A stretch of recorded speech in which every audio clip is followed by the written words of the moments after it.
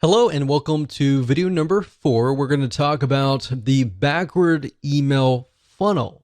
Now it's time to start mapping out your email series. So past this video, we'll actually begin to do the technical setup.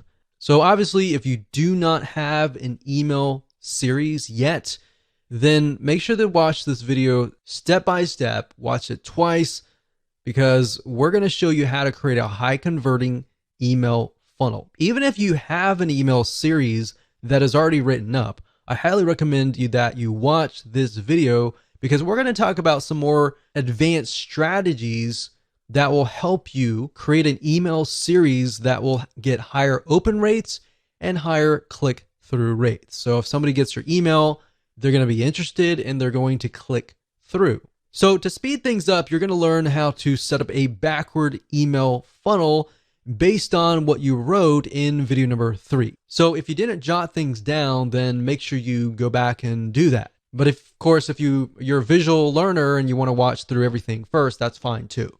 Now, the point of the backward email funnel is to start at the very last email, which typically starts with buy my stuff emails. And it'll make more sense when I show a mind map and the process of how to create the funnel. Now, the reason why we want to go backwards is because psychologically, when you move forwards, when you write the first welcome email, the second email, and all of that, it's actually very hard for the brain to think that way.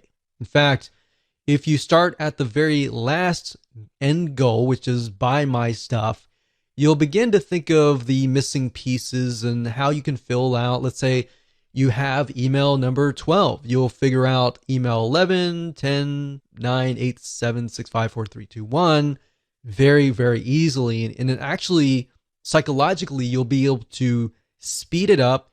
You'll be able to create a higher converting email funnel. So to kind of give you a brief idea, the emails before that should build a relationship, should hone in on the pain, because you got to assume that the people that are coming to this list are people that do not know you. But of course, if they know you, then that's even better. So what you're trying to do is do the worst case scenario where people do not know you. Create an email autoresponder series based on that. If you do that, you'll actually get a higher conversion rate. Obviously, there's no guarantee, but statistically from our own test, that's what we found. So in other words, most of your prospects aren't going to know you. They just have an issue or a problem that they want solved. In fact, most of them don't really care about you. They just want a solution to their problems. Now, of course, over time, as you write to them, you give them solutions to their problems, not the complete solution, which is going to be the end goal, the product or service or affiliate product, but little snippets of gold, little snippets of tips here and there. Over time, they will build a relationship with you. To make more sense, what I'm going to do now is break things down via a mind mapping software. So let's go ahead and do that right now. Okay, so now we are at Lucidchart, which is a flowchart system. Now, you don't need to use them. You can use anything that you would like to use. You can even use a piece of paper. The point being is that a lot of people, they tend to start with the welcome email, or they immediately go into buy my stuff. And if you think about it from your own standpoint, if you're interested, but you're not really interested in any specific product, but you are interested in maybe solving your problem. I mean, who likes to go to car dealerships and have somebody hound over you to say buy, right? Most of us, unless we've done our own research before and we're there to buy, we're not ready, right? So that's why I say start at the very end. Start where you want to get people to buy your stuff and then move backwards. So if this is your, let's say, 6th email or even 12th email, doesn't matter. You just want to start at the very end. And then what we want to do is we want to move backwards. So we're going to move from here all the way back over here. So buy my stuff email back over here. Now you might be thinking, well, what exactly does that look like? So let's take, for example, the example that we talked about earlier about the survival product. So let's say, for example, that we are selling survival kits, maybe meal kits. So what is related to meal kits? So if you think about it, when you have an earthquake or you have a tornado, and all the power grid has essentially been disabled, and you don't have access to a microwave or anything like that, then how do you survive? So what kind of content could you essentially provide? So if we open up our little nifty notepad here, we could just start brainstorming survival meal kits. Maybe the top 10 ways to create your own survival meals. Now, maybe you want to talk about how to do it, and the whole process is very time consuming, right? So this might appeal to people who have a lot of time on their hands, but for the most part, most of your audience, they're not going to have a lot of time to actually do this, and that's why they're going to buy your survival meal kits, right? So maybe you can talk about top 10 ways to create your own like top number 10s, and start with the number 10 and then go to like 9, 8, 7, 6, 5, 4, 3, 2, 1 kind of thing. So maybe at the last one you mention that and you say, well, this process is very time consuming. So if you want to skip, if you don't have like 40 hours a week or something to create these meal kits, and you don't want to create it, and so if you want to skip that process, and you can start listing why are your meal kits better than everybody else, right? So in that case, you could say, well, they're better because they're freeze dried and they will last longer. So if you were to create it like a DIY, if you were to create it yourself, then maybe it would last like 1 month. But if you come with us, then ours will last like 12 months. So if you're out in the wilderness and you got 12 months, then these foods will last you about 12 months. I would start hitting on pain points, fears, power grid out. So not having power for more than a week. And that's happened. We've seen that in a lot of natural disasters where there's no power and there's literally no food in the grocery stores. And there's like chaos and everything like that. So the point is, how can you take these items here and then insert them into your top 10 ways? So when they sign up for top 10 ways to create your own survival meals, or even top 10 ways to survive in earthquake, then you start naming the top 10. So number 10, it can be, something. Number 9 can be something.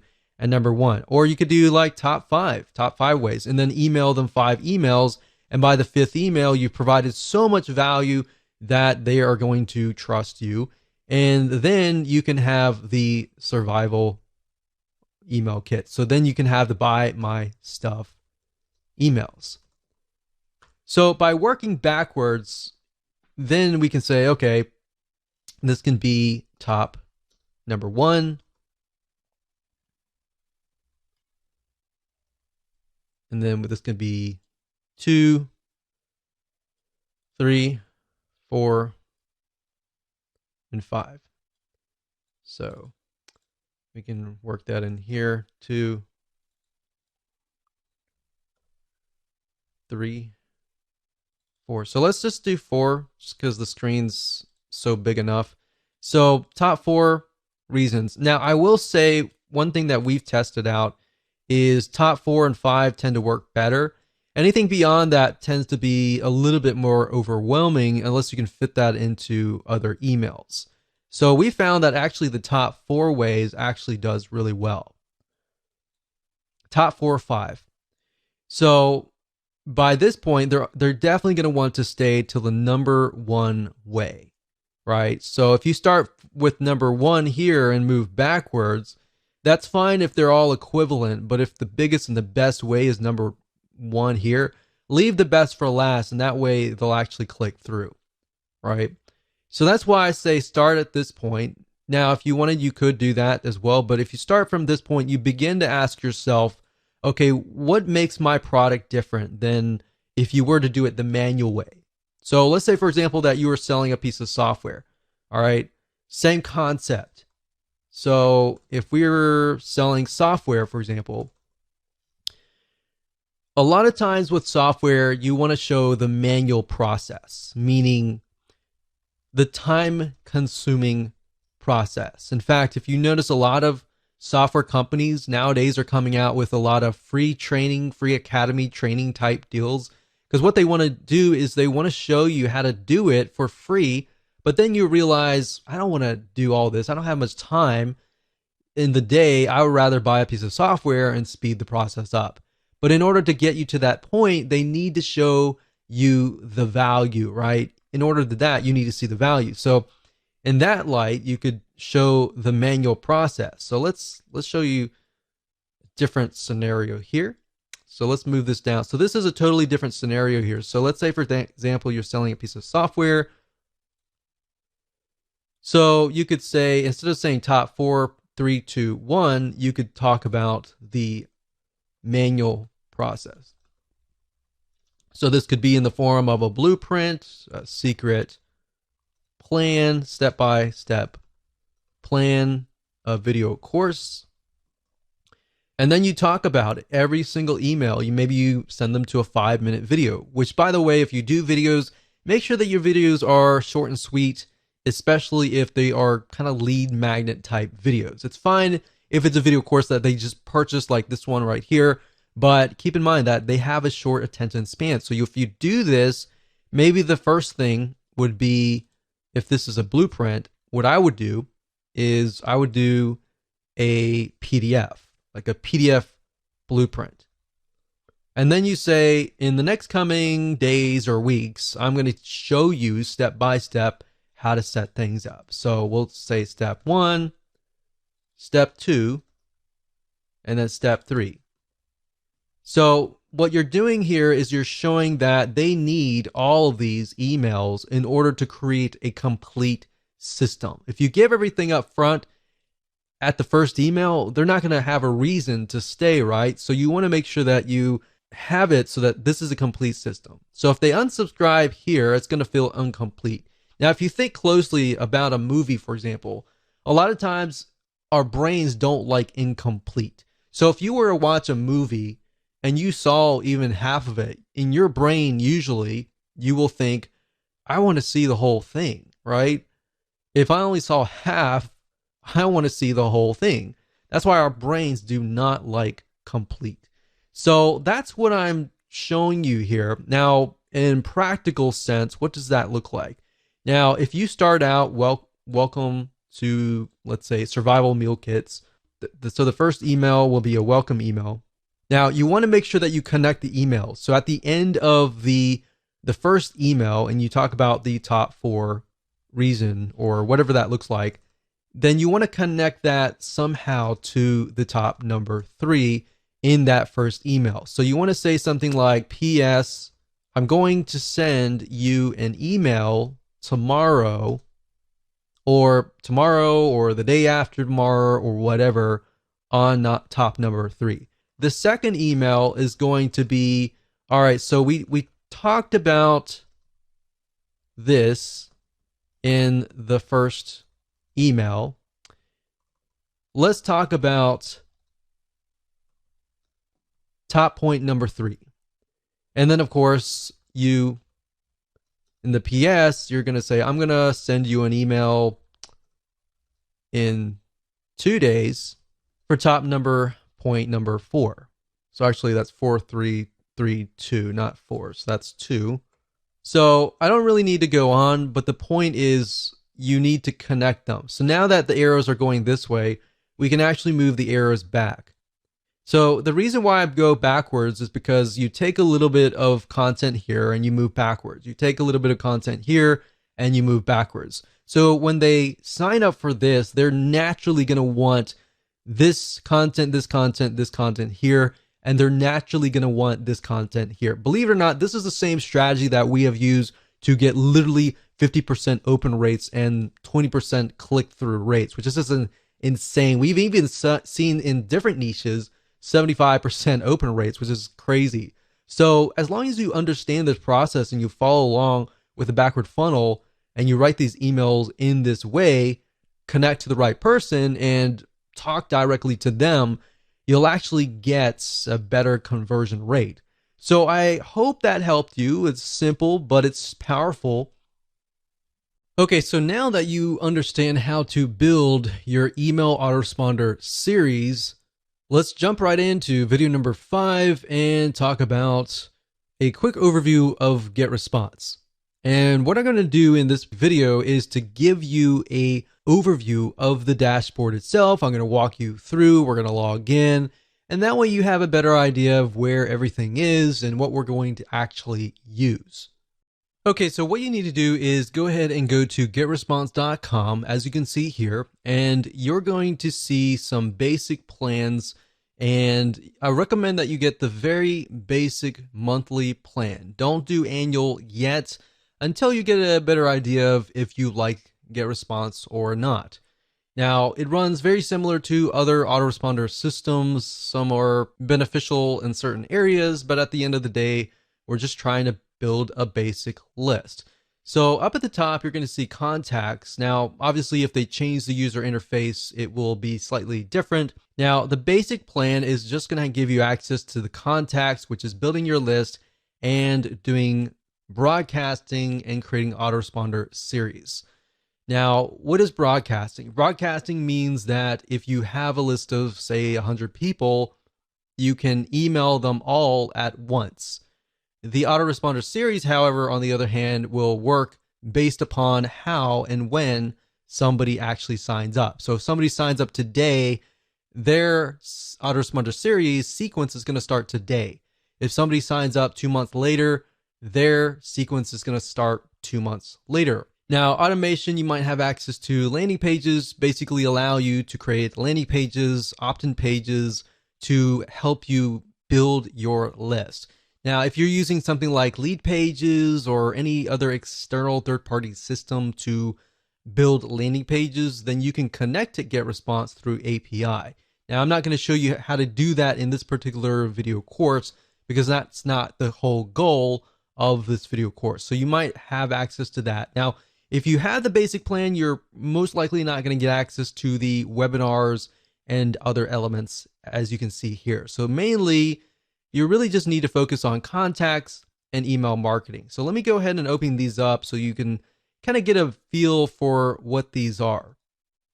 So this one right here is the contacts. So when you click that, you're going to see lists, which are the different lists that you can create for your individual products. You could create a customer list for one product and then maybe a prospect list for that product as well. And like I said, the more specific the list is, the better it's going to actually convert in the long haul. So you have lists, you can do a search, you have statistics on seeing what's actually happening within your list. You have list hygiene, which allows you to clean your list, and blacklist basically means you can blacklist them from ever signing up in one of your web forms ever again. And you have other items here, but we really don't need a lot of these. Really, you just need to focus on lists, which allows you to create a list. You can add contacts if you have, an external spreadsheet of email addresses. Then we go to email, and under email marketing, you have newsletters, and then you have autoresponders. Newsletters are like broadcasting. So if you email them one time, and everybody gets the email at one time.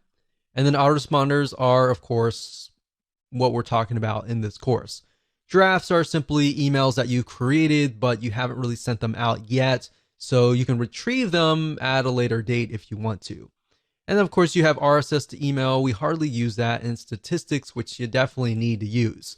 And of course, if you click on landing pages, you can go here and create landing pages. Now, the items that we're really going to focus on are mainly, like I said, creating a list, like here, and then creating an autoresponder series right here. So with that said, let's move on to the next video.